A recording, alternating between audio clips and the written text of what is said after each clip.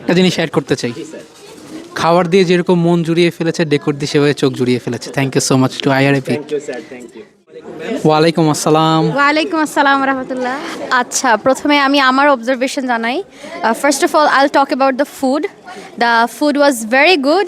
আর হচ্ছে ডেকোরেশন, এই যে হল, এই যে ভেন্যু, যেরকম হচ্ছে যে পরিমাণ মানুষ এসেছে, যেভাবে সব সেট আপ ছিল, একদম আমার মনে হয়েছে মানে ব্রাইড হিসেবে আমি স্টেজে বসে বসে যতটুকু দেখতে পেরেছি আমার মনে হয়েছে ওয়েল অর্গানাইজড। আমার জন্য এটা, আমি তো বললাম ডেকোরেশন আমি 10 আউট অফ 10 দিয়েছি। So like everything overall 10 out of 10। তো এই হলটাকে আপনারা যেভাবে ফুটিয়ে তুলেছেন সেটা like very well done, very well done. এবং লাইক আমরা যে আপনাদেরকে চুজ করেছি, like you people were deserving, so that's why we came to you, right?